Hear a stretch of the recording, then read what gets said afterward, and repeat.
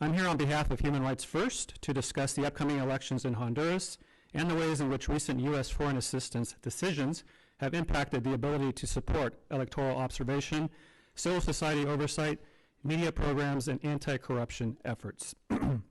As you know, Honduras enters its next electoral cycle already burdened by increased polarization, a legacy of irregular elections, and a justice system that has been hollowed out by political manipulation and organized crime infiltration. There undoubtedly is a need for increased vigilance and raising of the alarm on the Honduras election. However, the Trump administration has been relatively silent and taken a largely transactional approach to the Castro government focused mainly on deportations. According to Human Rights First, ICE Flight Monitor, the United States from January to October 2025 carried out 353 deportation flights to Honduras, making it the second highest deportation destination after Guatemala. The administration also pressured Honduras into signing asylum cooperative agreements that allow the U.S. to send asylum seekers there without assessing their claims. And the administration's termination of TPS for 72,000 Hondurans in September of this year has further placed even more people at risk of removal. Now, while the Trump administration has remained focused on deportations, there are other national security interests at play that require greater vigilance of the electoral process in Honduras. Fortunately, the European Union and the Organization of American States have stepped up and called for greater transparency and legitimacy of the upcoming election. Today, Honduran civil society, much to their credit, have been able to organize domestic observers. However, they have had to cobble together their effort at the last moment because the foreign assistance they depended on was terminated. If U.S. foreign assistance had not been decimated, the Honduran observers would have greater resources to ensure increased scrutiny of the elections at this critical juncture.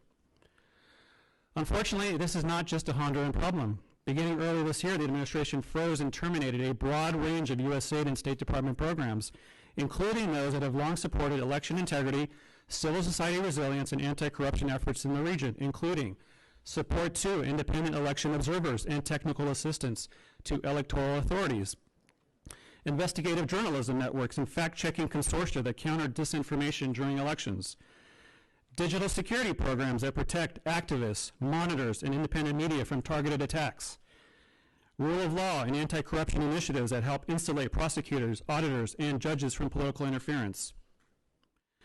Now, I know that members of this committee have asked what the administration is currently doing to support these democracy and governance programs. The short answer is clearly not enough. And while the State Department has stated publicly that some of these programs continue to be administered, the reality on the ground is a very different story. The foreign assistance dismantling has terminated or halted the core program lines for democracy, civil society, and election support that this region depends on. My previous bureau, DRL, has undergone a significant structural downgrade, with its entire Western Hemisphere expertise purged and effective elimination of most of its regional programming to support critical work in Honduras. Former USAID implementers tell us they are in survival mode, unable to plan, unable to hire, unable to continue critical election integrity and anti-corruption work.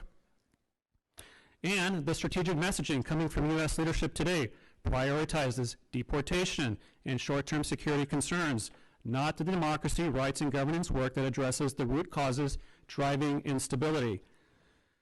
The consequences are already visible across the region: weaker civic space, diminished oversight, and far greater room for authoritarian and criminal actors to manipulate electoral processes.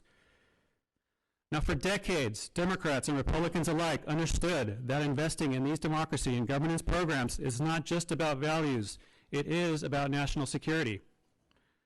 Restoring and protecting these programs are critical, as we have seen in the lead up to high-risk elections in Honduras and elsewhere in the region. It is in the strategic interest of the United States.